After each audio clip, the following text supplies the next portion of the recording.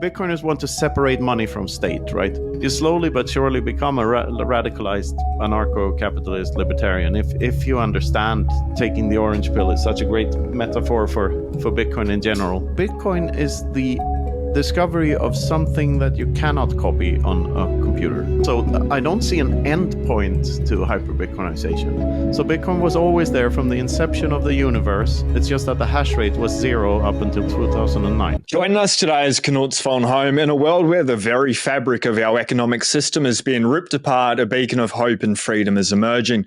August 8th, 23, Knut, you dropped a post on X. Bitcoin is the inverse of the atomic bomb because it's a weapon of mass construction and not destruction. Knut, I'd love to expand on the concepts of praxology and the unparalleled sovereignty afforded by Bitcoin's 21 million limit. You're the author of some really epic books, Praxology, Everything Divided by 21 Million, and Bitcoin Sovereignty and Independence, the host of the Freedom Footprint Show, a serial entrepreneur and the genius behind the universal law, Infinity Divided by 21 Million. Knut, for me, it's a super real pleasure. Thanks so much for coming on. Bitcoin, it's the separation of money and state. How do you see us going from where we are today to hyper-Bitcoinization? How's that infinity equation actually play out in the real world? That's a very good question. And yeah, my pleasure being here, by the way. The infinity over 21 million, I mean, I never used the word infinity. It was always everything divided by 21 million, which is slightly different because it implies everything on Earth. I don't believe Bitcoin would work even in the rest of the solar system because of the hash horizon and the time lag between Earth and Mars would make that impossible. But that's a whole different thing. I think recently we've had another big discovery or invention happen on the internet, and that is Nostr. So I think that hyper-Bitcoinization now goes hand in hand with hyper-Nostrification.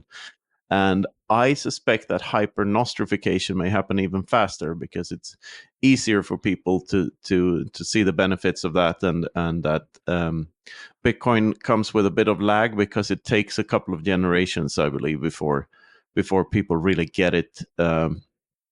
Money is in everything, and it's kind of hard to rewire every brain on Earth because it's nothing less than that.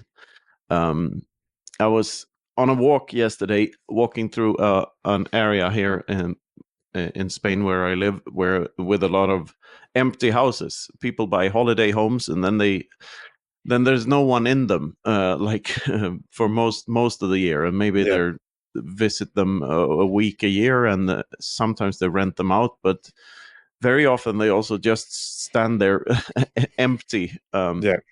Which to me is that's a side effect of broken money, because if denominated in Bitcoin, the houses, those houses would go down in value and not up.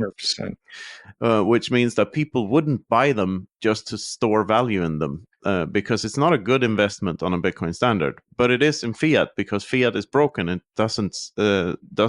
doesn't work as a medium of exchange through time, which is my preferred phrase. I like that better than store of value. So empty houses is a side effect of broken money. And so are some big companies and all of this weird stuff in the world that we take for like people see as normal when it's not normal at all.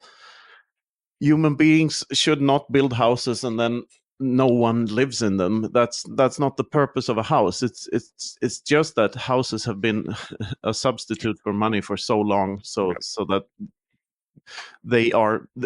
it's economically sound for the individual to use it as money. And I don't think that's the case. This has nothing to do with your question, I realize, but or very little to do. I think on the subject of hyper-Bitcoinization, I think that's a very personal thing, and I view it first and foremost as subjective, as everything else. So you can choose to which extent you want to hyper-Bitcoinize yourself. And right now, it's for most people, the optimal strategy is to have one foot in each camp. So one Yeah. foot in the legacy world and one foot in the Bitcoin world. Even the most hardcore Bitcoiners have a very hard time living completely off of a Bitcoin standard. In Yeah. order to do that, you'll sort of have to go to Costa Rica or something and live in that village, or El Salvador, and live on either pupusas or meat and fruit in the jungle for the foreseeable future. But it is a personal process, and the more people that do it, and the more we choose to live in the Bitcoin world. I mean, when you go to a Bitcoin conference or to a place where there are a lot of Bitcoiners, you see the real advantage of the new system compared to the old, because all the money problems just go away. Um, so yeah, it's very hard to put like a date on we're hyper Bitcoinized in 2045 or something, Yeah. because also I don't see an end point to hyper Bitcoinization. I mean, when even if every human being was on a Bitcoin standard, and that doesn't mean that all the money is on a Bitcoin standard. Yeah. And even if after we run out of all the money, like other things can still be traded for other things. Yeah. It's very hard to pinpoint what the word actually means. Like, I guess it's something like when Bitcoin is dominant. And I also have a, a, a tiny problem with the word standard, because that sort of implies top down, and this is not top down. This is organic and opt in. So I prefer the term hyper Bitcoinization to a Bitcoin standard. On a Bitcoin standard, I prefer the term post hyper Bitcoinization. Yeah. Sorry, safe. Yeah. Sorry, safe. Yeah. That is pretty interesting. You said it could take like a really long time for people to rewire their brains in regards to the way they think about money. Yeah. Because they're storing in real estate. Like the next 3 houses next to us are empty pretty much most of the time, maybe about a month a year the Yeah. owners will come, or maybe for 2 weeks a year the owners will come here, usually to escape the winter down south. It's glorious up here in winter. And they're empty. Sometimes they'll Airbnb it for a couple of weeks, but they pretty much stand there. Do you not think, like, we're already seeing laws passed in different parts of the world where it'll be illegal to own a property and then Airbnb it out? When that starts happening here, are people just not going to start looking for something else? Like, I feel over the last couple of years with inflation that's happened around the world, people have seen now the money's worthless, and they're more open or more receptive to the money conversation. And as Bitcoin's price goes up and to the right, that's just what I think it does. And I think where we're going into now, it's come down a lot today. It's about 60,000 or whatever. But from now, say between now and 100K, at 100K, people are really going to start talking about it. Like, for us, it really didn't take that long to rewire. So why would it take generations for other people to rewire their brain when inflation is just rapidly increasing? Like, nearly everyone on the planet, no matter what wealth class they're in, are feeling the pain and surely asking questions. Yeah, but the rewiring is not just like from USD to Bitcoin. There are so many things along the way, and like Bitcoin sort of goes hand in hand with the notion that if like Bitcoiners want to separate money from state, right? Which effectively means what most people don't realize is that means like end the state, separate the state, period. Like just get rid of it. Like they are, and it goes hand in hand with the insights of the Austrian economists of the last century, and the notion that consensual interactions between human beings are produce a higher net result value wise or resource allocation wise than non-consensual ones, and all of the state's actions are non-consensual to a certain extent. No one pays taxes voluntarily. Um, there's always the barrel of a gun at the end of like a chain of actions where or a chain of inaction where if you refuse to pay your taxes, sooner or later men with guns will come and take you away and remove your freedoms. So I think that's the big thing here. Like there are so many stages of insights when it comes to Bitcoin and the Bitcoin rabbit hole, because it goes hand in hand with libertarian insights and anarcho-capitalist insights. And most people, history has shown that most people don't really get that. We're so used to being taken care of, like quote unquote, being taken care of by a big daddy state. I mean, that's been around for thousands and thousands of years. So most people think we need leaders to take big decisions, and we don't. It's an illusion. It always has been. No human being. There's no ethical ground for a human being deciding over another human being's life or deciding what resources to put where. And as long as we have central banks, and as well, I would say as long as we have banks, people people who shouldn't have power will get into power, into positions of power, because the more money they print, like the money they print are they are claims on your stuff, legal claims on your stuff. That's what they are.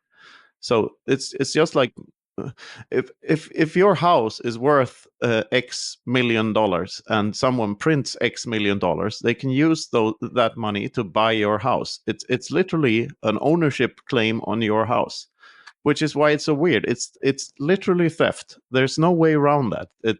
Money printing is theft. And we've had this in the base layer of all our societies for so long that we take it for granted as a natural phenomenon, which is it's anything but. It's just a small group of assholes stealing from everyone else. Like, and there's no like, now we have a type of money where we can see through that thing, and we can see that the emperor has no clothes and never had. And it changes everything, because it means all the history books are wrong. History is written by the winners. Everyone loves to say that, but few realize what it means. It means you're the loser because you didn't write the history book, and maybe you should have. Maybe your family should have had a glorious legacy and whatnot, but that ability to build something across generation was taken away from you, not only from your parents' generation, but from all generations back, because of mostly money printing. So, and this is, it's such a weird insight, because like when you think deep about it, it changes everything, and it changes how you view the world, and it turns everything. A passport, for instance, what is that? Like that was a temporary political measure, and you didn't need a passport to go abroad before. People didn't go abroad very often because they couldn't speak the language in the other country, but or a long journey as well. Yeah, but a passport is just like it's lubrication. So I love this notion of lubrication companies that Dave Bradley introduced to us on the Freedom Footprint show. Like all of the tax lawyers and all of the accountants and all of these people who do things to make state intervention a little less horrible, they're just lubrication companies that will sell you lube so that the inevitable rape of the state's dildo doesn't hurt so much. And there are so many companies that do nothing but that. So a passport in itself is just lube. To make it easier for you to make you less harassed when you try to travel. And I still get harassed when I travel, but privileged enough as well to be able to enjoy the free lube. So on the same vein, Christine Lagarde yesterday said she's ready with the digital euro. Your first reaction was just F off. But surely cannot CBDCs, they're not all bad. Like, what are your thoughts there? Yes, they're all bad. And but I'm an optimist, and I don't believe they will happen, because I think I like that. the movement against them is so large so that they won't be able to implement them. And I do believe, like, it's not the case that everyone on Earth needs to be radicalized for Bitcoin to happen, but we only need a tipping point percentage of the population to be. And I think the whole COVID theater woke a lot of people up. Like a lot of people became radicalized during that era, and saw like states for what they really are. And no wonder, like, different rules in different countries, and draconian to. So I don't know what part of Australia you were in, but you had different rules for different parts. Yeah, parts. I was well removed from it. Like, we're so isolated where we live. Hardly affected us in the slightest, but places like Melbourne, Victoria, was some of the most draconian laws in the entire world. Yeah, in the entire world. They literally built concentration camps for innocent people who may or may not have a virus that may or may not be lethal. I mean, it's so weird. And it's and I think Australia is under a lot of Chinese influence, right? China owns half the country. They own the ports, airports, thing like that. And just to be very clear for everyone watching, Chinese people themselves are absolutely beautiful. I've got some great Chinese friends. And the governments that we're talking about, and with all this anywhere around the world, people like everyone's just humans, Knut, and I'm sure you probably think the same. With that, it's when humans go corrupted and then form governments, I guess, and just do nonsense. So just in case it's triggering anyone. China disclaimer: your dear leader just looks nothing like Winnie the Pooh, and we're all friendly towards China. But I mean, I think a lot of people were radicalized during these horrible years, and I think we should remember them and remember what happened. And I am a firm believer in that if no government had done anything about COVID, the results would have been better. Like fewer deaths, basically. Like if you count all the deaths and all the deaths that will inevitably come from killing every mom and pop store in the world, and in favor of huge conglomerates and the corporations that had more ability to survive all the rules. I mean, it is like everything political. It benefits the few at the masses, at the expense of the masses. And it can be hard to see how that works and how it all ties together. But at the end of the day, it gave the state and the largest corporations more power and funneled more wealth to the so-called elite, which is just another word for the most successful thieves, and out of the pockets of everyone else. And it's vile and should be fought against with everything you have. And it's the biggest problem in the world. Like with implementation of CBDCs, what type of things, say they were, like you're saying that they're not going to implement CBDCs. Everyone's woken up to the fact that COVID was a bit of a farce, really. Even Trump is against them, like, and wants to stop the CBDCs. And now we have Javier Milei in Argentina making ripples in the ocean of the Hispanics parts of the world, and teaching people that this is bullshit.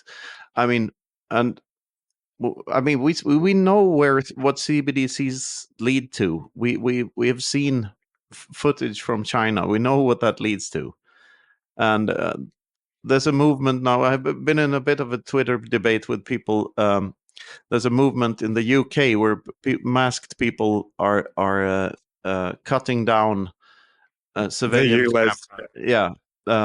What my argument is that is sort of counterproductive, because the ones who will have to pay for the damage are the taxpayers and the inflation payers, which means that at the end of the day you're giving the state more power and not less, because you're not actually hurting the state, because the state doesn't pay for anything.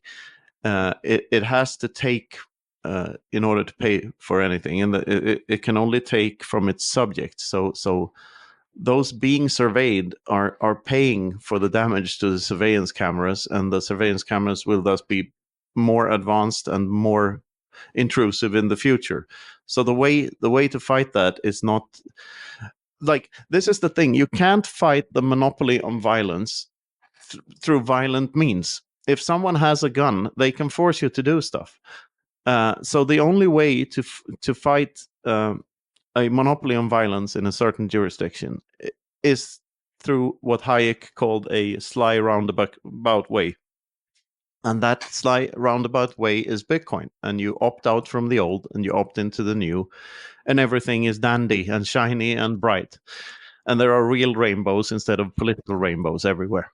That is literally the case. And you have two choices. It's either do that or have a worse and worse world, like more and more totalitarianism. I mean, ask yourself, like, what's the real inflation numbers? Like, you have CPI, which is a fictitious number calculated off of a basket of goods, but it's not including house prices and the stock market and stuff. So if you include all that, come up with a number.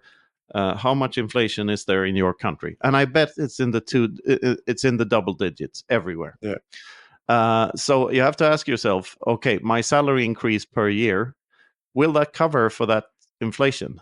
And if not, it means you're getting poorer and poorer every year, which means that it's like the Office Space insight. Every day is a bit worse, which means each day is the worst day of my life. Yeah.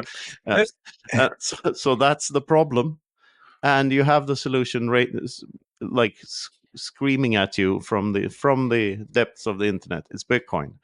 Opt out. Yeah. I can understand for people like Bitcoin's this magic internet money that lives. It just lives in the ether. It does take a little bit to grasp, but once people do grasp it and be like, okay, maybe I'll use Bitcoin as money, and then they start going down. It only takes, they just need to buy once and start reading books, and they get there pretty quick. But it almost reminds me of a saying that you have, or maybe a tweet you put out: your first $1 million is the hardest, your first Bitcoin is the easiest. Yeah, which I agree, and I'd like you to expand on that. But that's only once you go over that divide. And back at the start of the pod, you were saying it's hard for people to rewire their brain. So what's like the easiest way for each person to wake up to the fact the state is stealing, money's not what I thought it was? Because I guess maybe like yourself or plenty of Bitcoiners out there, we go so deep down these rabbit holes, it's hard to forget there was a time where we didn't think like this, you know? Yeah, I know. It's kind of hard for me to explain in layman's terms these things, because I'm so detached from the old world with, like, at this point. But I like to explain stuff by asking the most simple questions. So one question I ask is, why do people in the public sector pay taxes? And if you think about it, there's no reason why people in the public sector should pay taxes, except to keep up the illusion that they are somehow not a cost and a benefit, but they are being paid by money stolen from the private sector. So that's interesting. Yeah, and another one, like Hoppe's basic question is, how can printing more money bring more value to society? How does that work? And I'd like to go even deeper and say, like, if you practice doing something in general, do you get worse or better at doing that thing that you practice? And what's your answer? You always get better. Yeah, almost always you get better when you practice doing something. Like if you want to learn the Moonlight Sonata, like you have to practice, right? So the follow-up question to that is, okay, so why are prices increasing? Why? Shouldn't they all be going down? Don't we get better at stuff? Like, don't we get better at producing goods and services and transporting them around the world? You think you really fall for that things are getting worse in terms of how good we are? Now we have the internet and we have infrastructure that is better than ever, and you think it's getting harder to like it makes absolutely no sense. And the only reason the prices are going up is that someone is counterfeiting money. Someone is printing money. Yeah. And that is the problem that Bitcoin solves.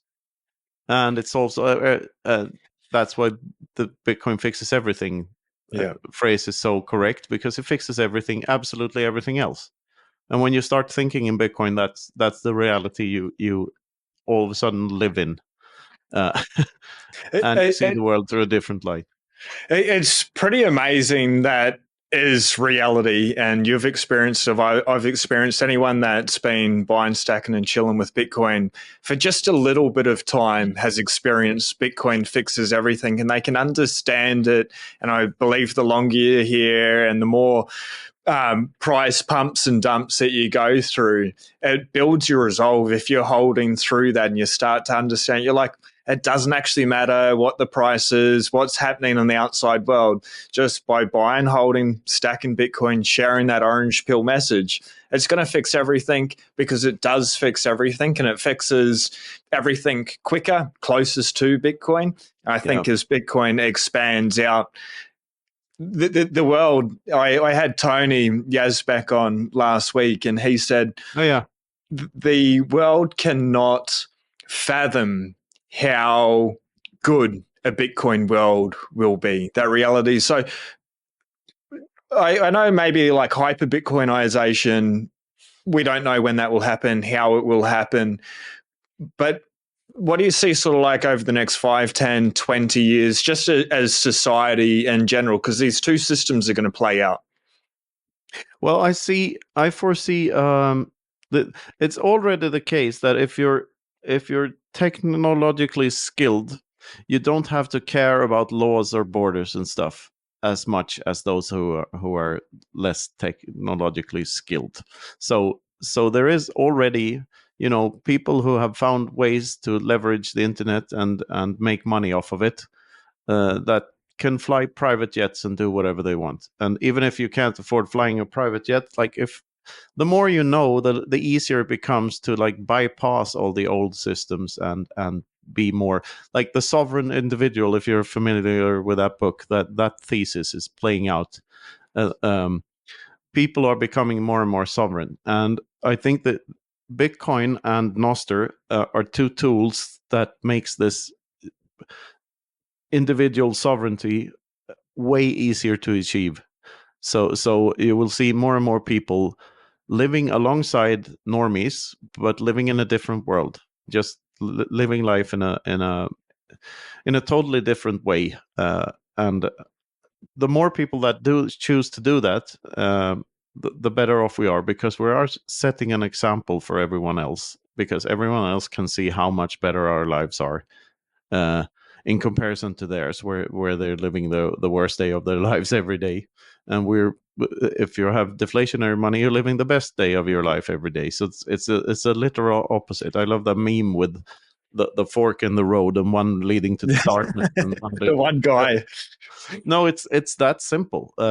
It really is. And if you think about it, like we have all the tools we need to, like this, for instance, I'm sitting here, you are literally on the opposite side of the globe, and we can have a conversation almost without lag, and talk about it. So it doesn't matter where we are, and ideas are floating around freely, and money is one of those ideas, and it can be rethunk, and it's just what Bitcoin so beautifully pointed out to everyone is that money is nothing but information, which means it's not even on it's in our heads. If so, yeah, that's another favorite part of the rabbit hole I have. How the Bitcoins live in your head. I want to go into that next, but I actually think firstly, I want to dive into Nostr before we go into Bitcoin being a mathematical experiment running in our own minds, which is a saying of yours. But what you were saying before brought up Galt's Gulch from Atlas Shrugged for me. But instead of that citadel and the free thinkers, the people of value exiting the world, they're now going to that citadel in cyberspace, and they can be anywhere. And it's it really is a magic reality that we live in. Like I read your books, and I read your books years ago, and I've wanted to speak to you for years. And it's instantaneous, like magic, and we get to share it with the world. It's amazing, and I feel like it's only going to keep progressing more and more. Which I want to bring up, like energy and AI and the use case of energy or the usage of energy. But before we do that, you're saying Bitcoin is not money; it's a mathematical experiment running in the back of our minds. What's that rabbit hole? Yeah. The best answer I have to the question what is Bitcoin is that it's an agreement on a fixed set of rules. That's the easiest way I can explain it. And the reason we agree on this specific set of rules is that it's cheaper to follow the rules than to try to cheat them always. That is the very essence of what Bitcoin is. Yeah. But what that implies is it's like I don't think people get it how big this is, because you need a super majority in order to change those rules. So you can't change them because you want to cheat the system. It needs to be a very, very good idea to change them.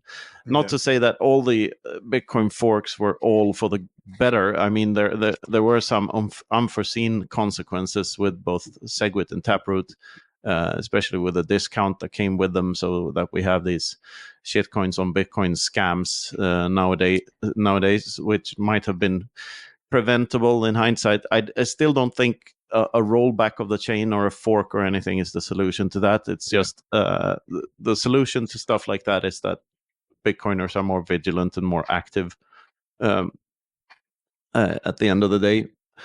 Still, the best way I have to describe it is that it's an agreement on a fixed set of rules. And it's very much akin to the rules of chess. The last, do you know when the last time the rules of chess were changed was? I don't know, hundreds of years ago. In the year 900. Wow. When there was a move called en passant in French that was added to the game, which means that you can take a pawn by moving to an empty square when the pawn has moved 2 steps in the beginning of the game. So, and that rule, like if anyone was to try to change the rules of chess today, it would take not only it would take like a super majority. Every chess player would need to agree that the rule change was for the better, and it won't happen because the rules are set in stone, and no institution or chess.com or anything or the International Chess Association or whatever they call could ever change the rules, because people will still be playing chess the way they want to play chess. Bitcoin is exactly the same. You can choose to play whatever fork of it you want, but you'll have fewer players to play with if you do. So you can play chess cash, which is a 64 times 64 squared, with no pieces on it. No one is playing, and you can play chess Ethereum, where the rules change with every move, and the player with the most pieces decides the rules. You can play all sorts of stupid games, but the rules of chess will prevail. And if you view Bitcoin as chess and you see that it's not only chess, but it functions as money and as a representative of the scarcity of a human lifetime, therefore, because time is money, then it changes everything. Because now we have this system, which is completely consensual and voluntary, that no one can take advantage of. So it's a base layer of truth at the very foundation of civilization. And yeah, to me, that's the most amazing idea ever. It definitely is. Mm. So what's what was the question there? What was the question there? Well, Bitcoin is a mathematical experiment running in the back of our minds, and I think that sums it up. So yeah, to expand on that, then the it being in the back of our minds part of it is that it's literally a part of our minds, because what is a computer except for a very fancy abacus? All it does is ones and zeros, on and off, small on and off switches, which allows us to do calculation more efficiently. But that's all it does. The fact that I'm seeing you now on a screen is just because my computer is better at calculation than I am. For me to calculate all the pixels by hand that are being received, like, it wouldn't work. So I need a computer to do that. But that's all it does. It's better at mathematics than we are. It's not better at anything else but mathematics. So in turn, that means that a Bitcoin miner is not an ASIC. It's a guy who decides to buy an ASIC, plug it in, and run the code. And same goes for a Bitcoin node. Like you, the owner of the node, is the node, not the computer. The computer is the tool that helps you with the calculation for verifying rather than trusting. Yeah. It's a complicated sentence, but it's true for everything in Bitcoin. And if you memorize your seed phrase or memorize your private key, and you destroy everywhere else that key exists, then the only place in the world that those Bitcoins exist in, or the ability to move them exists in, is your brain and your mind. And if you think about it, like, what you're doing, even if you have them written down somewhere or have your key written down somewhere, you are the secret keeper that knows where they are written down. And that's the only thing that differentiates you from any other person. So that is the ownership of the Bitcoin, if that makes any sense. So at the end of the day, all the Bitcoins live within human beings' heads and nowhere else. Satoshis don't even exist. They're just a number attached to an unspent transaction output, which means there is no there's no token, there's no unit anywhere. It's just they live on the time chain, and they live in our heads, and the ability to move them is all in people's heads and nowhere else. Wow. Which is just, they are a part of us. So, and that means, like, for instance, when you and me are talking here, we are engaged in trade right now. Every human interaction is a trade.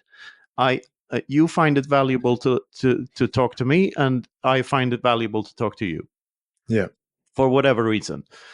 So we are trading with one another. And as Bitcoiners, when we know that we have this mathematical experiment, agreement on a fixed set of rules, the Satoshis are in our heads thing. So if my head contains Satoshis and yours does too, then we know that if we help Bitcoin, if Bitcoin's number goes up, we both benefit. And how does Bitcoin's number go up? By Bitcoiners being more awesome and better at what they do, and educating people and being better to one another, and also selling goods and services to one another and building the economy, right?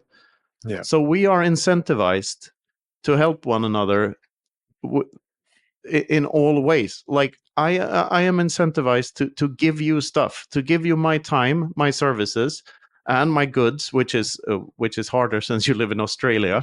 But I can give you my time and my services, right? And you can give me your time and your services. And that's what we're doing right now, because we're incentivized to just be fucking awesome to one another. And the more people that get onto Bitcoin standard, the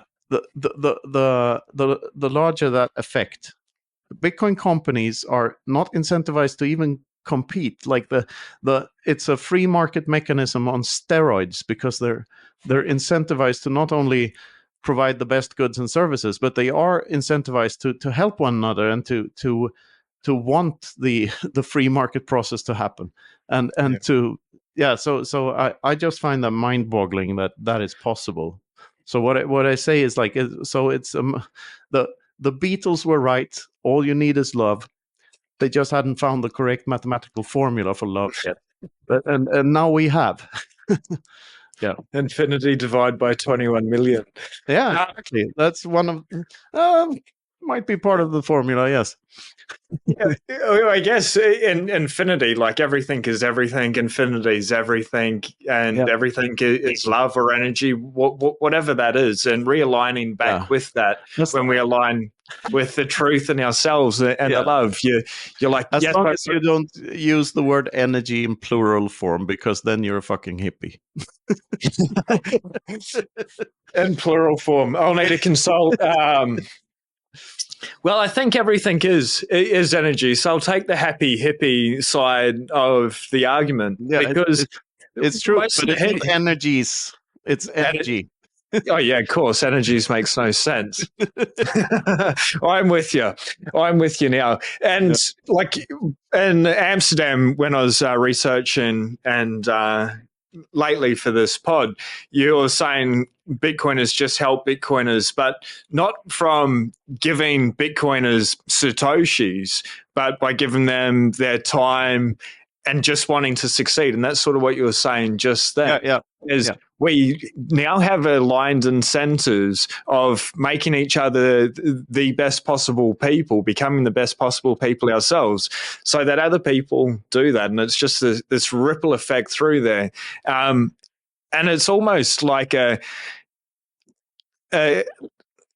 like Bitcoin changes you. Like you can't change Bitcoin, it changes you, and it truly does. And it came from someone's head, Satoshi Nakamoto, whoever Satoshi was or they were as a group.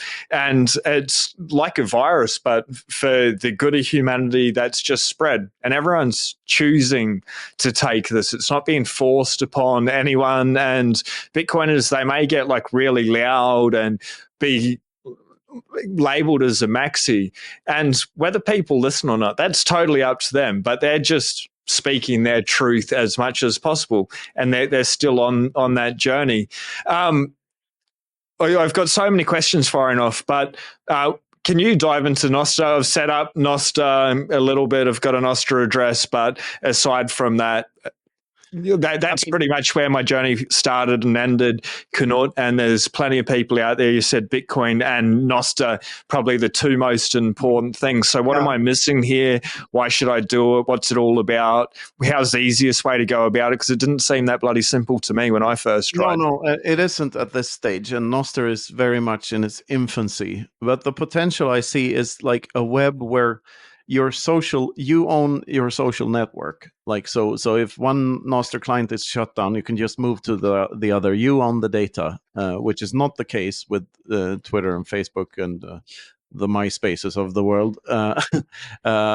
So Nostr is different because you can bring that with you, and you can also, other websites can tap into your social network. So for instance, if reviews in the future, instead of having Rotten Tomatoes, which gives the latest woke Disney, not so Snow White and the not so Seven Dwarfs, gets a 99% critic score and a 1% viewer score, that discrepancy goes away because all the reviews you see on the internet, not only movies but restaurants or whatever, can be from your friends and from people you trust, because you have this web of trust thing being built where people, your reputation becomes capitalized, reputational capital, literally. And the more truthful you are and the more sincere you are, the more likely you are to have long-term friends and succeed on your social network, without all these other incentives that plague the other social networks, which are funded by ads and that optimize for conflict to a large extent. You always see someone wrong on the internet, on Twitter. which is part of the fun. I have to agree with that. Like the thing I dislike about Nostr at the current stage is that there's almost no conflict. Everyone agrees and everyone's happy.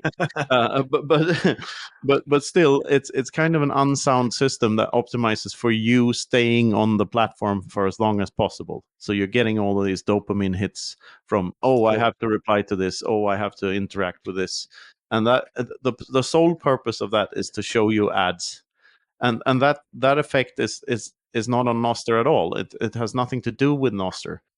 Uh, Nostr is just, it stands for notes and other stuff through relays. So that's what you do. You connect to a relay, and it could be a paid relay or it could be a free relay. But that's there's no centralized server anywhere storing the information. So it's a building a new decentralized web with just cryptographic key pairs. So your identity is a public key and a private key, just like in Bitcoin. And most of Nostr, you always have also have this ability to zap people. So the Lightning network is integrated into Nostr, into many Nostr clients, which means you can, instead of pressing the like button, you can shoot the creator of a tweet or the creator of content some satoshis instead, which is brings another fascinating dynamic to the whole game. So yeah, I think this is going to more or less explode within the next decade if it keeps working. Because it's not it's not a program, it's a protocol. It's a base layer of the internet now, and yeah.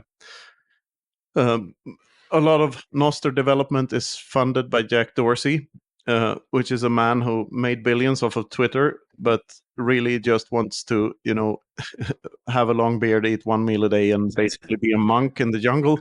So so his incentives are, he knows exactly what the problems with the centralized platforms are, and he sees this as the future of the internet. And yeah, more and more people are clinging on to it. And it's not a shitcoin. There are no shitcoins involved at all. That's yeah. That's the best part. So can Nostr be shut down at all, or it's uncensored? No, it can't. You can shut down individual relays, and you can shut down individual clients and users, just like you can in Bitcoin. But you can't shut down a protocol. It's an open source protocol. It's just information. Yeah. How interesting. And what's like because it was a little bit complicated for me. Like, what's the easiest way now for people to be able to get in if someone wanted to just create a Nostr account and start interacting? I don't know the easiest way right now, but I like a client called Primal very much. But there are alternatives like Iris and Damus and Snort and whatever they're called. But the easiest way, I think, is to go to dergigi.com. My friend, the great philosopher Gigi, has made a Nostr for Dummies instructions on his website. So just go to dergigi.com and you can find a step-by-step guide to how to start your Nostr journey. So I recommend that. Perfect. We'll put that in the show notes below. So Knut, what's element 0?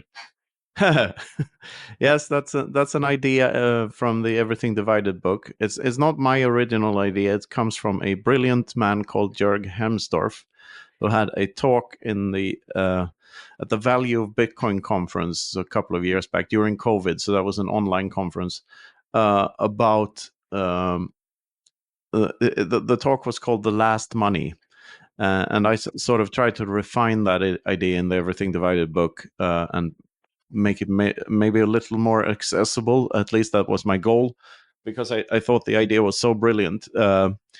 You can view Bitcoin as an element on the periodic table without mass, so without protons or neutrons. There are only electrons involved, and that the fact that it's weightless means that you can teleport it around the globe because it's just information. So the whole idea is like reverse engineering chemistry to find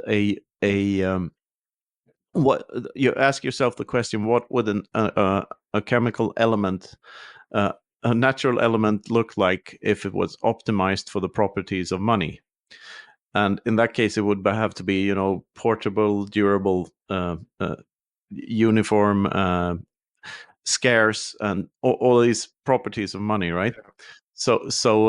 When you boil that down, you see that okay, it would have to be weightless, so it couldn't have protons or neutrons because that would be optimized for medium of exchange over space. Like gold isn't optimal for sending over space. That's why fiat is better for medium of exchange over space, and gold is better as a medium of exchange over time. But this element zero that we're trying to find, you could reverse engineer think yourself into what you come up with is Bitcoin, because in Bitcoin, like, finding the footprint of the element is the same as finding the element. So finding the hash of the block is finding the block, and therefore reaping the rewards of it. So there is no difference between ownership and possession and something just being in your head in Bitcoin. So it's an element, that lives within us. And there's a way of explaining that. If you search for element zero, Yoni Appelberg, my longtime collaborator, and I made and Geist One narrating, we made a little video about it, animated video about element zero. And I'm proud of that one. So please go and check out that one. I'll put your website below as well. You've got a whole lot of videos that are absolutely epic. Everything on my website is an ugly ass website, but it's getting an overhaul any day now. No, it's websites. It's sufficient. It's in the show notes below. You've obviously got your books listed there. You've got a new book coming out on Infinity Day this year, bit of a celebration around it. I guess, what's the title first, and what's the book based on? The title is called The Inverse of Clown World, and it's the spiritual follow-up to Everything Divided by 21 Million, because it's what's on the other side of the equation. And it goes into a lot of the stuff we've been talking about here, but more it starts with this Michael Jackson quote, that if you want to make the world a better place, take a look at yourself and make a change. And it goes in deep into how you change the world by changing yourself. There's no other way. And Bitcoin being a huge part of that, since Bitcoin changes you more than you change it, and so on and so forth. And it's a deep dive into all sorts of Bitcoin topics. The chapters are called Incentives, Wokeism, Clown World, Slay Your Heroes, Hill to Die on Picking, Pendulum, We Are All Satoshis, Mind Over Matter, Bitcoin Fixes This, Freedom Footprint, That Which You Can Do Without, and Excelsior! Exclamation mark. So that gives you a hint of what the book is about, I guess. One thing, like for myself, since coming into Bitcoin, I guess mainstream media would label my views right wing or far right wing. It's better to be far right than far wrong. I 100% agree. However, I believe my views are just trying to pursue truth and keep refining that.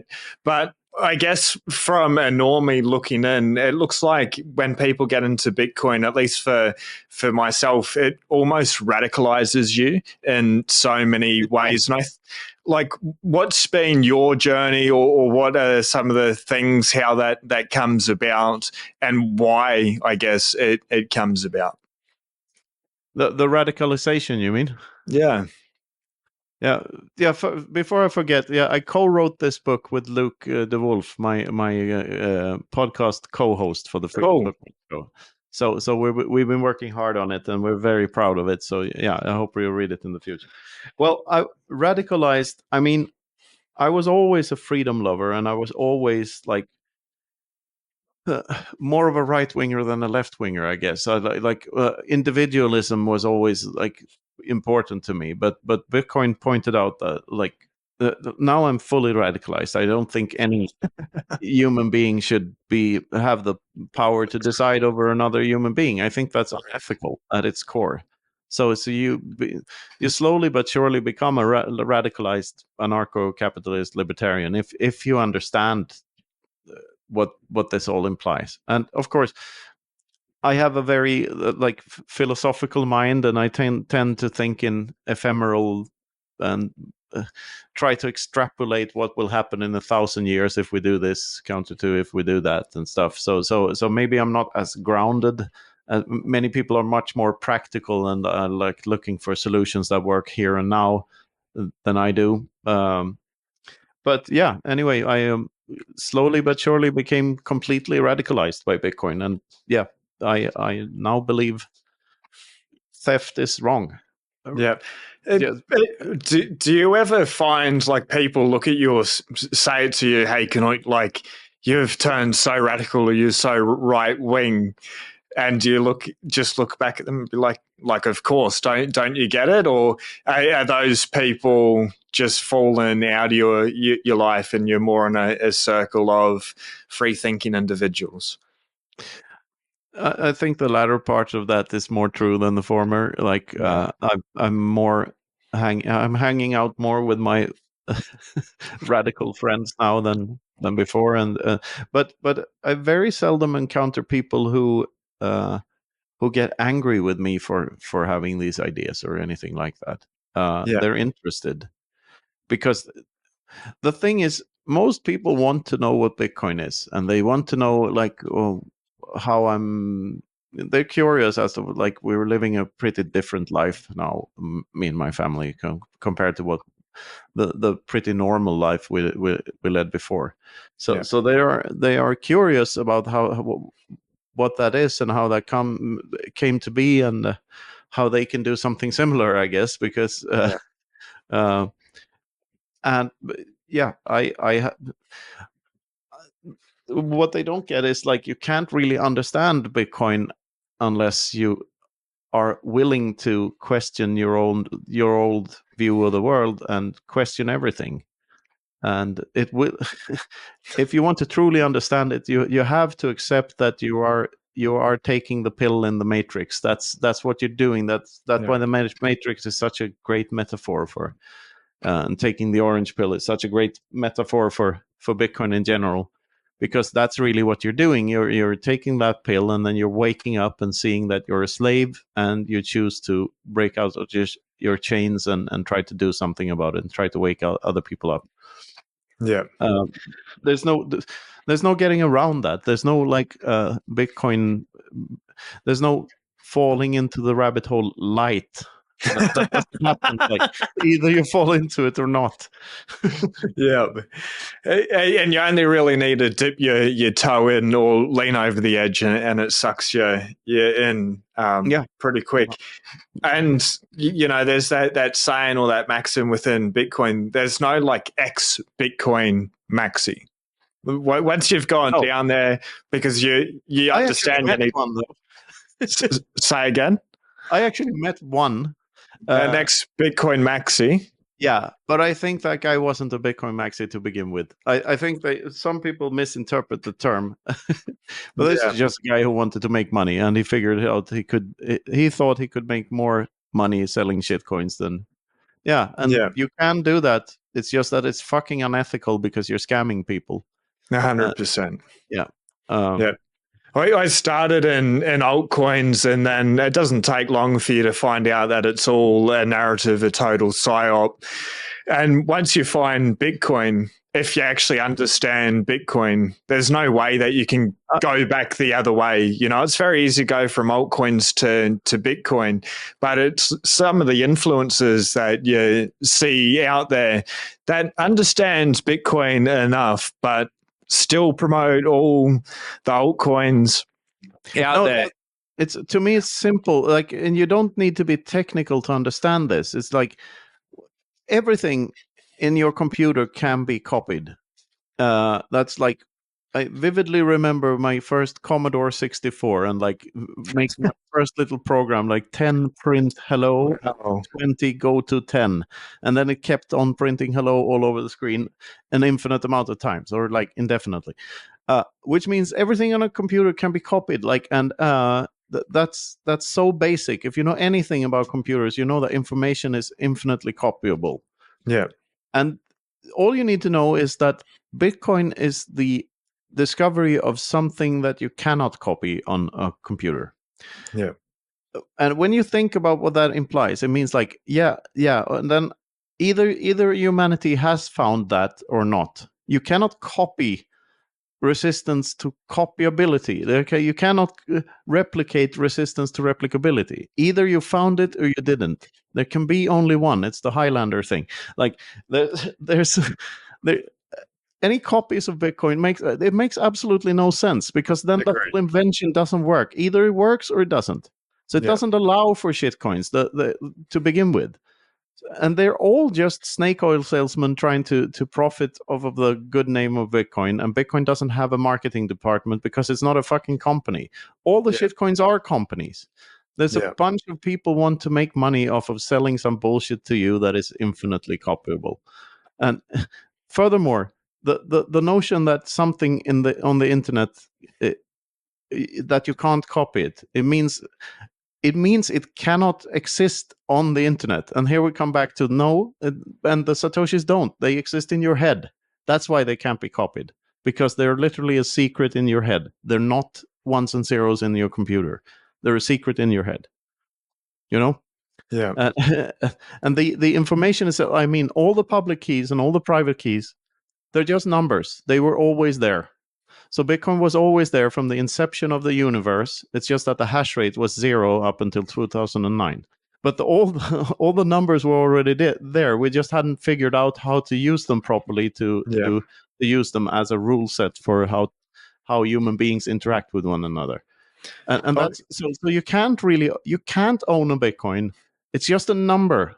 Or you can't own 12 words. That's why those KYC policies and stuff and unhosted wallets and all these stupid narratives are so stupid, because like if there's a law against self-custodying your Bitcoin, that means you are an outlaw, because there's no way for you to prove that you don't own 12 words. So everyone on Earth could theoretically own all the Bitcoins just by knowing the private key to all the Bitcoins. And there's no way you can't prove a negative, right? You can't prove that you don't own these. So all of that is the only reason that you sort of claim that you own a Bitcoin is that you know how unlikely it is that someone else will just randomly find the key. But you don't actually own them. You only know a secret, and you know that secret is very hard to guess the answer to. But it's not really ownership. and this it sends you down all of these thought vectors that you didn't know was there, or didn't know were there, and it's weird to try to explain it, but I think a good starting point is this is just we discovered resistance to replicability, which means, and at the end of the day, that means the Satoshis live in your head, and therefore shitcoins are bullshit. But maybe that's hard for people to understand, but to me, that's very, very clear. I think that's clear enough. Like, I think for me, and there's probably many people out there, especially with the amount of money printing in recent years, people are struggling and working BS jobs, slaving away for fiat dollars. I hear about this magic internet money. Too late for Bitcoin. They get into this thing and because those altcoins have this massive marketing budget and things like that, they can really drive this fake BS narrative that is like a mind virus in people's minds. It's the same Fiat 2.0. It's programming, misinformation, propaganda. But the altcoin wave is almost dead at the as of now, right? And people don't buy this stuff anymore. So the latest fad is putting them on Bitcoin and claiming that there is such a thing as a rare Satoshi, which there isn't. Like all Satoshis are equal. Otherwise, the system doesn't work. Oh yeah. And you cannot attach anything to a Satoshi. You can attach something to a Bitcoin transaction, but not to a Satoshi itself, because the Satoshi moves, but the data attached to the transaction does not. So in order to claim that you own a rune or an ordinal or what inscription or whatever they're called, one of these bullshit tokens that they're not trying to clog the chain with, you need chain anal software to even see where it came from. And chain anal software shouldn't be encouraged because they make a lot of assumptions that simply aren't true. Like these companies they track where the Bitcoin came from. So they present you with a chain of events, like the Bitcoin went here and then here and then here and then here. And then they say, therefore, this guy owns the Bitcoin, which is never true, because you cannot prove that, as I said before, you cannot prove that someone does not own 12 words. So all of these things that the chain anal companies are doing are assumptions, and bad assumptions at that. And as soon as the Satoshi enters a coin join or something, it's impossible to trace.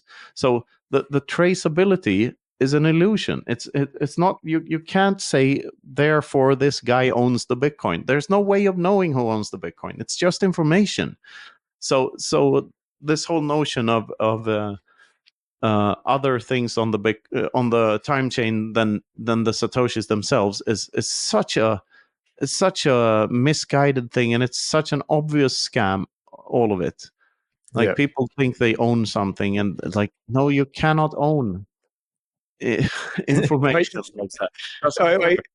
Well, they've crashed majorly in price, which is just the market showing you that they're absolutely worthless. And I think more so over time, maybe when we hit 100K, they may gain a little bit more steam. What's unfortunate though is that they, while they're believed to be valuable, for even if that's just for this year, they will make it costlier to download the entire time chain forever, because they're already there and there's more data than needed to be there on the time chain. Spam is everywhere, and spam is always costly. And I mean, you don't hard fork SMTP just because there's spam email. And the same way, you absolutely don't fork Bitcoin because there's spam on the chain. So you see the data button. Yeah, data. Yeah, all that data, all the slightly brighter dots there are scams.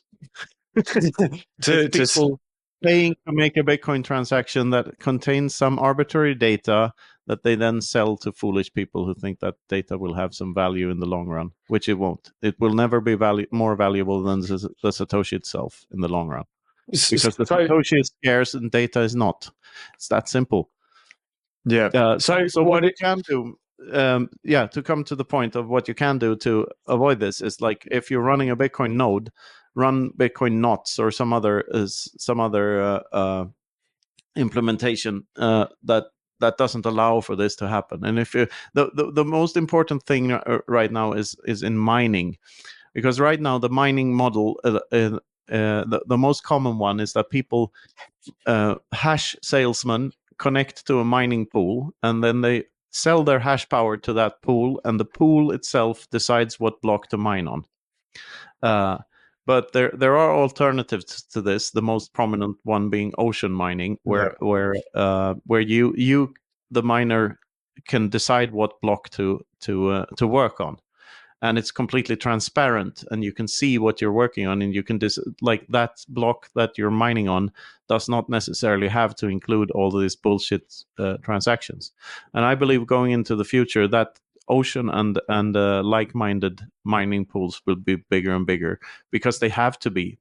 Otherwise, like this, it's kind of hard to put your finger on how to evaluate how big of a threat to Bitcoin this is.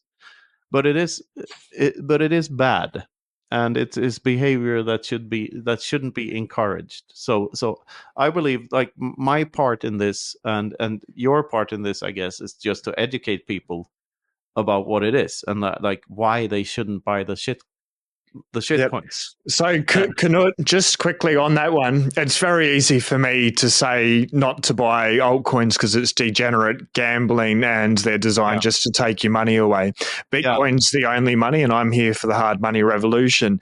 But how can you explain, like, the other side, what it does to the time chain, to the blockchain? You cannot own a JPEG. And you cannot own any other arbitrary data on the time chain. The thing with data on the time chain is that it's available for free to everyone. So what these people do, they take that data and you have to put it somewhere on another website on another centralized server somewhere in order to decode it and make it into a BRC20 token or a JPEG or something. But the point is, owning data on the time chain is a bit like owning a star in the Andromeda galaxy. Sure, you can say that you own it and you can point at it, there it is, but everyone else can see it too and owns it, like, in any practical sense, to the same extent as you do. Like, there's no way of actually owning it. It's just data available to everyone. So there's nothing that makes that data attached to you in any ownership sense. You follow me? Yep.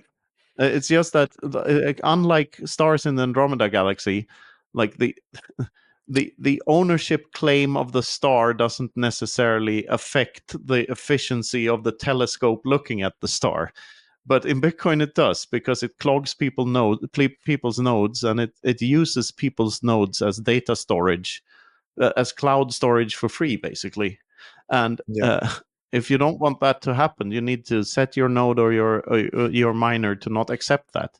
So why wouldn't you want that to happen? Why not just let your node fill up with other people's data and provide them free data hosting? Why is it a bad thing? Because it makes the cost of starting up a node and running a node higher. And if that's why the small blocks won the block size wars, which were never really about block size but about control, because the bigger the blocks get, the more easily Bitcoin gets centralized, because there's now a bar to running a node. And the whole point, like in all the shitcoins, there's no nodes are seen as, unnecessary burdens on the thing, but nodes is the whole, like, that's what makes Bitcoin possible. The nodes have the power, like that, like we did back in 2017 when we threw the shitcoiners out and everyone was happy. So running your own node and like doing Bitcoin properly, the more people that it's very vital. It's very important for Bitcoin's long-term survival that people do that. And the costlier it is to run a node, I'm getting to the point here slowly but surely. The costlier it is to run a node, the fewer people will be able to actually run a node by themselves and influence the network. So it's very bad that the cost of starting up a node and running it is going up too rapidly. Like, so that's that. Yeah, it is hard to explain, though. It's much easier to explain why a shitcoin is a shitcoin, but explaining why arbitrary data on the time chain is bullshit and not valuable in the long run, it's harder. But I guess the easiest way is to say that the Satoshi is the rare thing. Anything else that claims to be rare on top of the Satoshi is not. It's not rare, and it's not scarce, it's not finite, and it's not even attached to the fucking thing in the first place. So it's bullshit. Yep. And I guess, like, the cat's a bit out of the bag now. Could that be one of the attack vectors for Bitcoin, where they clog up people's nodes? Absolutely. If this is a state-run attack, which there is a non-zero chance that it is, by the way, if you have a money printer, you can do this scam for quite a long time, and you make it life harder for every Bitcoiner. So it's just the same as taxing the on and off ramps and putting KYC measures here and there. It's making life harder for Bitcoiners. Then again, that's why Bitcoin survived, because it's been able to work around all these hurdles, and people need to attack Bitcoin for it to survive. It's just unfortunate that this particular attack is so is driving up the cost of the entire network for no good reason. In the long run. And I mean, from what I know, I'm not really enough of an expert to really have an opinion on this, but from what I know, to my knowledge, it's actually more profitable for the hash salesman to mine with Ocean or a transparent pool of the same kind than to mine with one of the big pools, because the thing is, when you mine with a transparent pool, you don't have a guaranteed income as when you sell high hash power to the bigger pools, because the bigger pools, they say, okay, you give us this much hash power, this is how much money we'll give you, and then they keep most of the profits from the ordinals and the extra fees and the bullshit for themselves and never give it out to the hash salesman. So if you have a transparent pool, you get more of the you get the fees yourself, most of them anyway. Of course, there's a fee to attach to that pool too, but you do get to keep most of the rewards. Still, it's not a guaranteed income, because you only get paid out when they actually find a block. I guess somewhat random. That sort of reminds me of like tying back to 100% self-responsibility, and instead of relying on socialism or the government to take care of you, or a job to take care of you, the fiat slave system to take care of you, you're like, stuff this, be an entrepreneur, we'll put it there, and we're going to get lucky every so often, but we're going to have to budget, we're going to have to prepare, we're going to have to be sensible how we approach this and not scale too big all at once or for whatever reason, and take that chance, but the ultimate reward pays off a lot bigger than if you're just to take the easy, safe route. And I think a great metaphor. A great metaphor. Yeah. Yeah. So mining with a non-transparent pool is akin to being on welfare.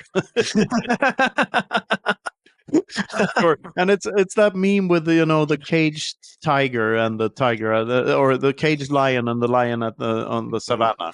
Like, what do you want to be? Like, okay, if you're caged, you can get a meal a day for free, but you can never grow into the person you were always supposed to be unless you're on the savannah eating antelopes, having to hunt them yourselves. And if someone wants to stay in the matrix, good on you. Like, do it, but do it with like 100% awareness, and know you're in shackles and you're tied to the system, and you do what they say forever, and they're probably not going to make anything better. Choose it and choose that knowing, or take the hard road, 100% self-responsibility, and be the lion on the savannah. That meme, man, every time I look at it, I feel just so sad for that lion there in the cage. It's powerful. But like, it's not binary. You can choose to opt out to a certain extent, and you don't have to do it. Like, there's level of hardcoreness here, and like, I'd say for everyone, the journey is like the more Bitcoin appreciates, and the more you realize, oh, holy shit, I'm responsible. Then the more radicalized you become, and the more hyper-Bitcoinized you become. And it's a natural progress. I mean, that was the case for me, and for every Bitcoiner I know. They didn't start out as a lunatic. They became oh man. But it's a fun journey. I mean, it sure is. It's the best. Like, and I've seen that you've gone down some rabbit holes. You got a wine label as well there on your. So this is a bottle of Infinity Red. which is this bottle contains 70% Bobal Reserva or Bobal Gran Reserva and 30% Monastrell Criancha, or I should say 7/10 and 3/7, because what's 3 times 7? 21. Wow. Yes. Wow. Wow. Bitcoiners really are. It's what you were saying before is like you become insane or a lunatic. Bitcoiners are like the 21 million. It's truth. Let's just wrap that in everything. Like, this is my remote for the aircon. It's got a Bitcoin sticker on it. You know, there's just. It takes over every single thing. Shout out to Street Cyber there. Cool stickers. I got some posters and a big thing. Still, I'd like to point out that we're not the cult. We're the ones leaving the cult. Because the cult is fiat. Because fiat requires belief. Bitcoin does not. It only requires understanding. Well, like Bitcoin is a cult of like all the other cult leaders or members saying, think for yourself, don't trust, verify, put in the proof work, read the books or read the bugs. They're like, you have to do it yourself. It has to be your choice. You need to do it. And if that's a cult, like, I'm happy to be a part of it, for sure. I mean, I think it's sort of like that scene in Life of Brian where Brian wakes up in the morning naked and there's his big following outside of his window. You remember that? Yeah. I guess you've seen the movie. And he says, you know, like, you think for yourself, and we're all different, and and all of that, and the choir is chanting, "Yes, we're all different." That's the kind of cult we are. Yeah. Truthfully, so just back on your wine, I know very little about wine. I've had Ben Justman on as well from Peony. Where are these? More than I do, for sure. Where are these grapes grown? Do you have a vineyard outside your window, or do you know a farmer, or how's it all come together? They're a bit north of here. They're from a region, the Valencia region, and a town called Requena, where they. I got to know a winemaker, and that's how this started.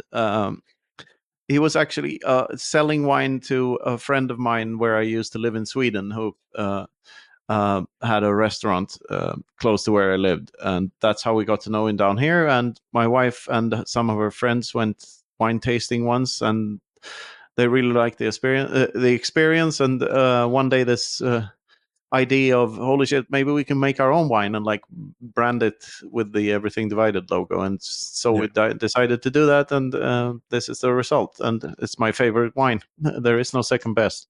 Nice. So yeah, it's a little pet project, but wouldn't just the one flavor? I'm not a wine expert. Just the one flavor, yeah, just the one.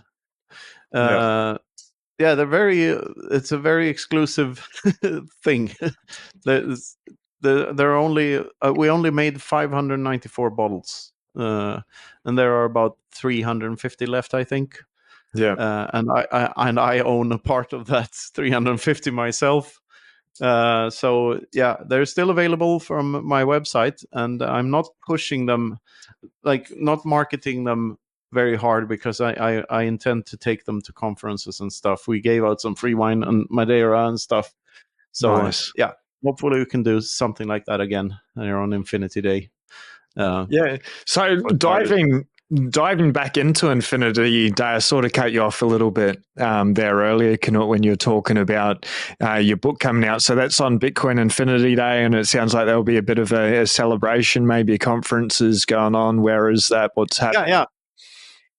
It's the Riga Bitcoin Week, which is extra special this year, because like first there's on the 21st, which is Bitcoin Infinity Day, there's Noob Day, which they have every year now since a couple of years back, and then the Infinity Day party, where we get the basement Bitcoin bar in Riga for ourselves to celebrate Infinity Day in.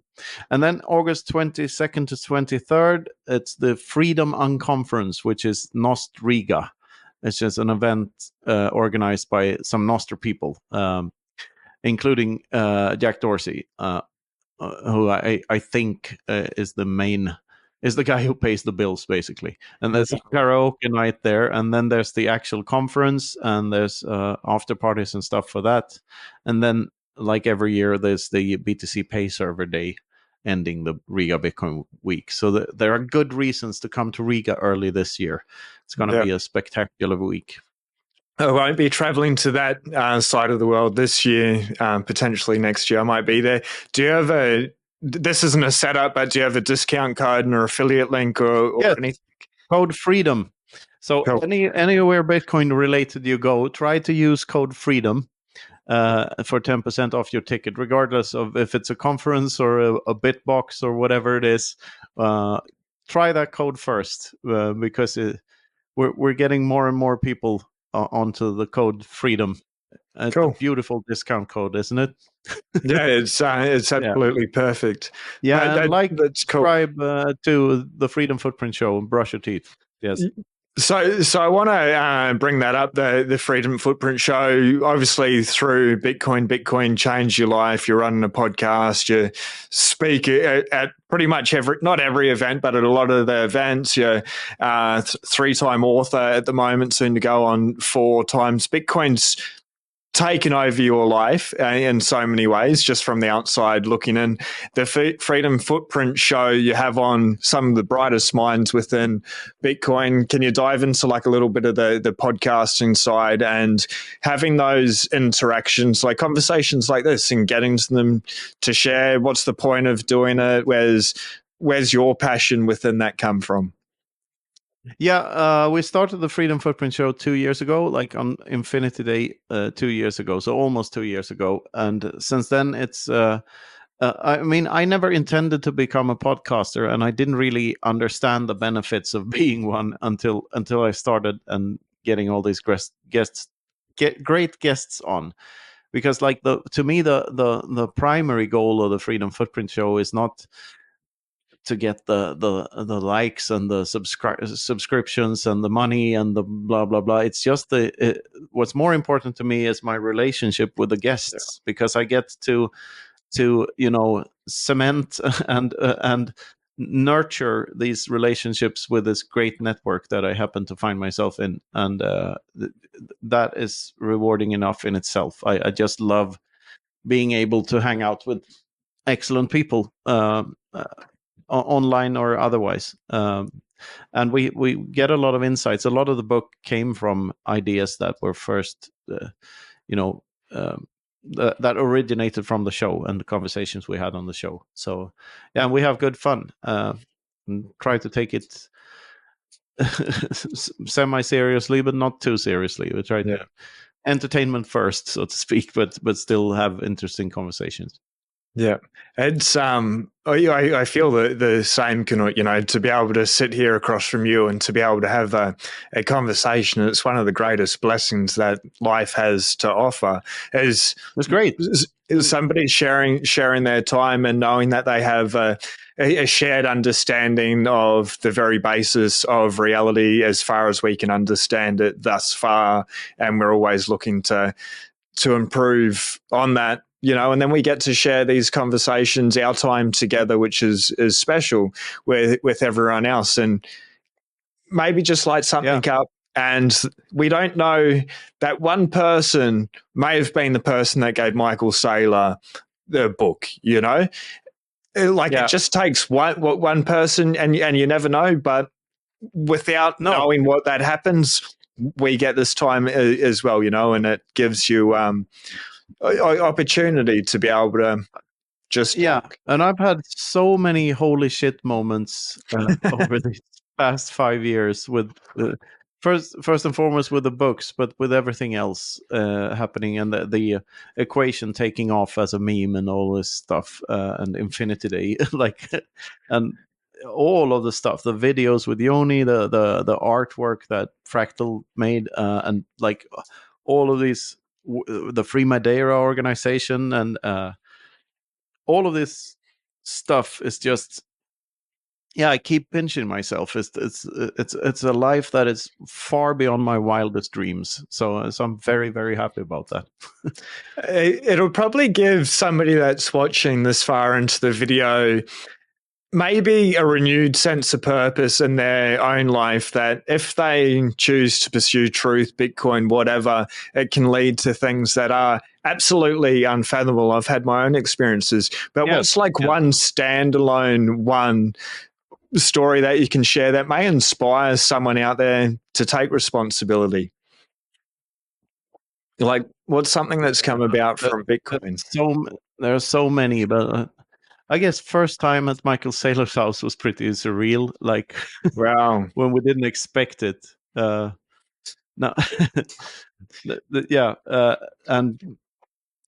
and last year ending up at that yacht party with Robert Kennedy was also weird, and but I mean, this is just.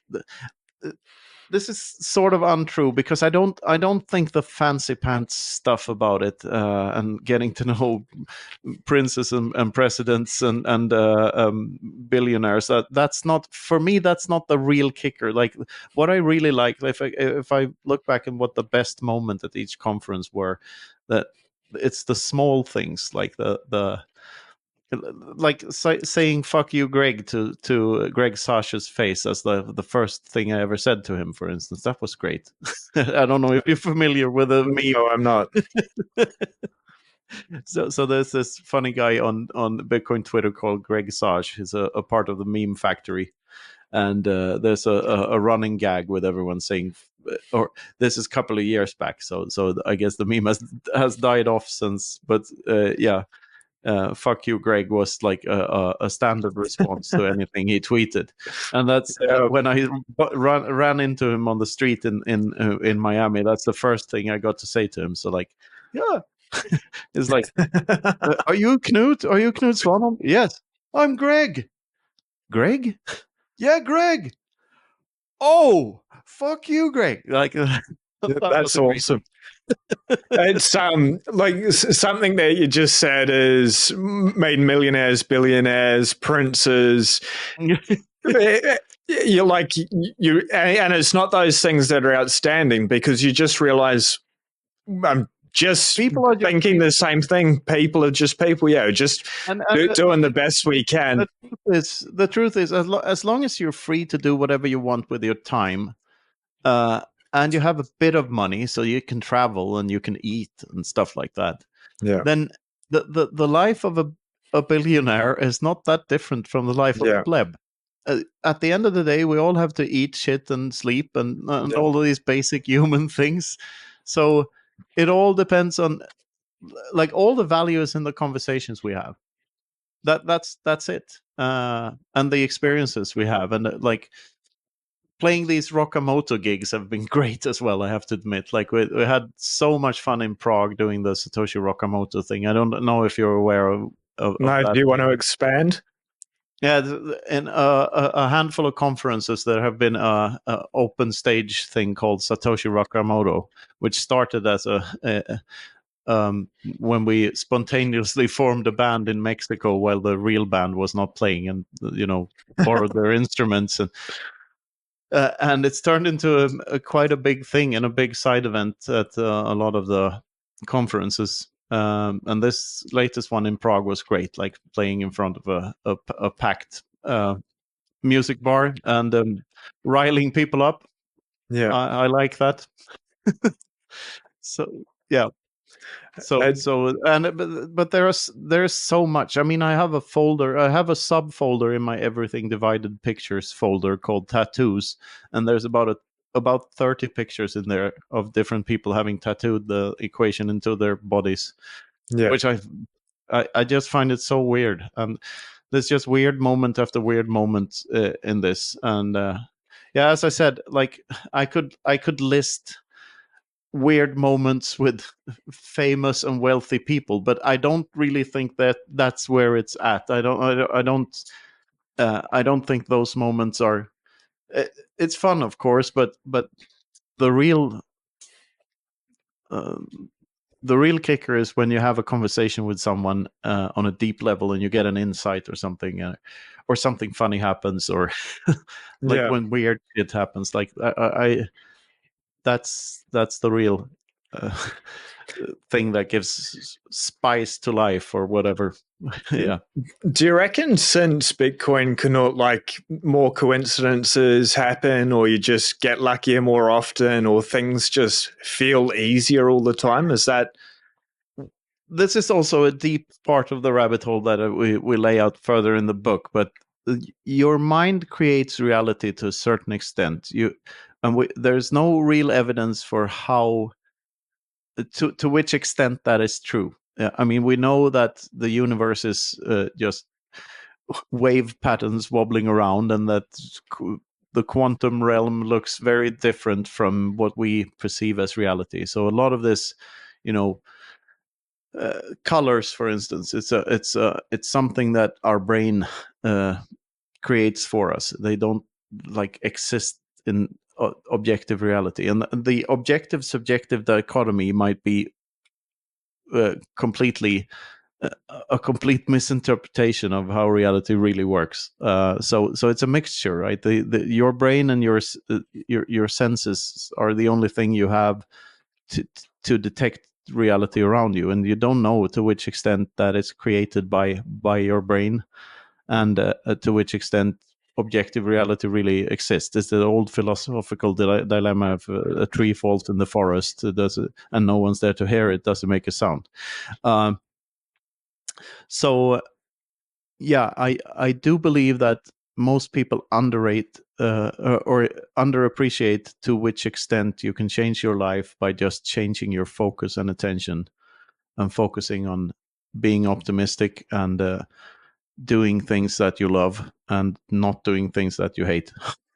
I mean, yeah, and the second and third order effects of just getting those insights are to me just mind blowing, and try to be humble and try to be grateful for all of it, because uh, like uh yeah, every time, I mean, I've written a lot of autographs at this point, but what is hard to sometimes you have to remind yourself that every time you do, the person you're writing the autograph for, it's a moment for them, Yeah. which is insane to think about, because why on earth would people think of a minute with me as a moment at all? But it's very humbling and very, Yeah.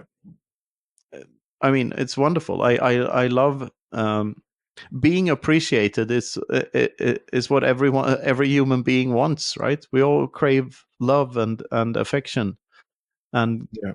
getting that in bundles uh, is a great feeling, and I would be lying to myself if I said it wasn't. So I do appreciate each and every one.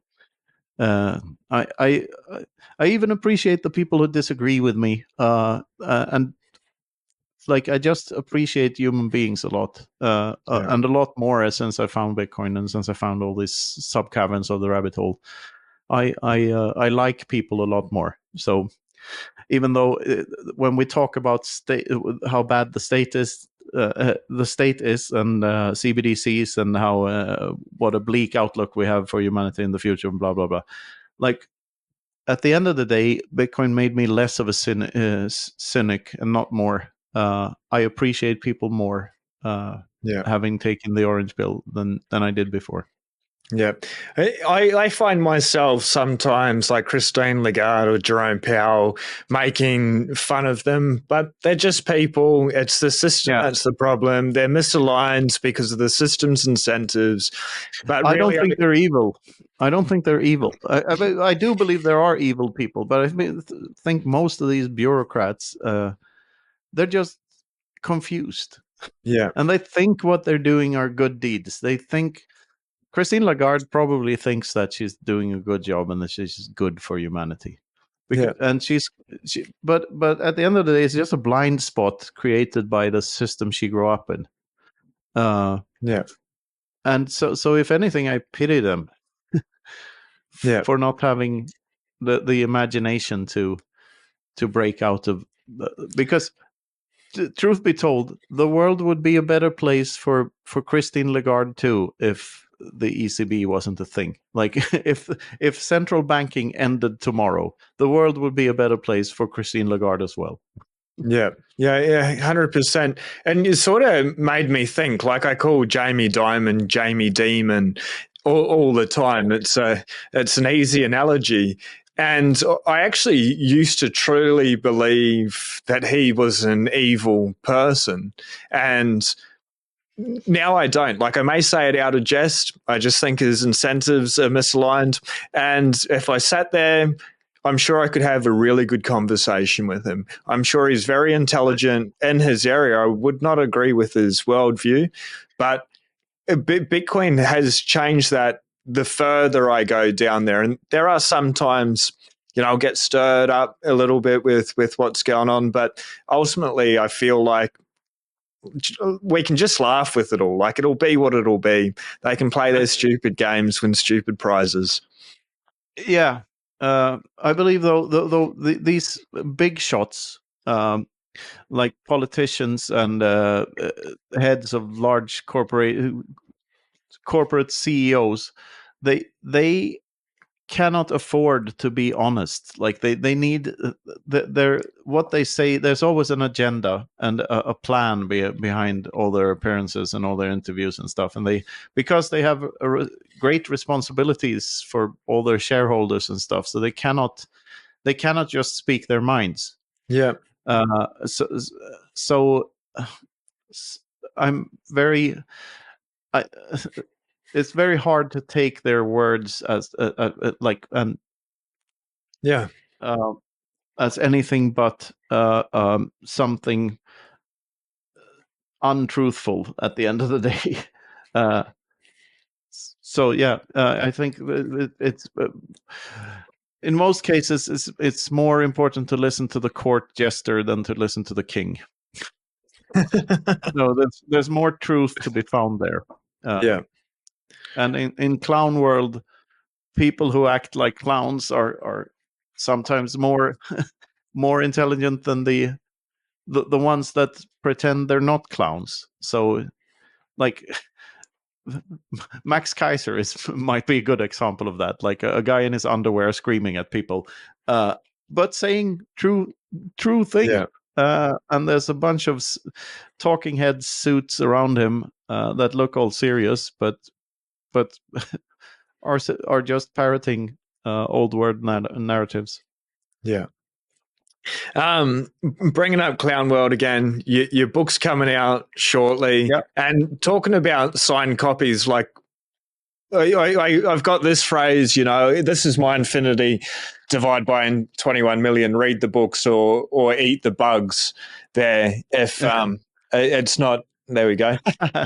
I think it's the most important, and like my greatest joy is having signed Bitcoin books. So for every signature that you do for everyone out there, like I know how I feel. It's amazing to be able to read a book and like truly to be able to share this time together from reading your books. It's crazy because it's not just the ink on the paper. It's what it means. It's like I got to connect with that person, somebody that I admired. When it's you capture the moment in time, like yeah, it's that no particular moment is ever coming back. Like yeah, that's so yeah, you have to embrace it. Live life while it happens. Life is not a rehearsal; it's the real fucking gig. And regardless of if it's a Wembley Stadium gig or a gig for 20 people in a bar, it's the real deal. So you better give it your best. I think that's the perfect place to tie up, Knut. It's really been a remarkable pleasure, and keep going strong. I look forward to that book. I'll put all your links below for everyone, and check out Knut's podcast. It's epic. Yes, the Freedom Footprint Show. Check that out. And yep, I think we have went through all the links and stuff. KnutSvanholm.com, freedomfootprintshow.com. That's where you find all the stuff. And I'm at Knut Svanholm on Twitter. And the easiest way to find me on Nostr is primal.net/Knut. So thank you very much for having me on, Sean. It's been a pleasure, and use the code FREEDOM for whatever discount Knut's done. I don't know, but try Yeah, freedom everywhere. Yeah. Perfect.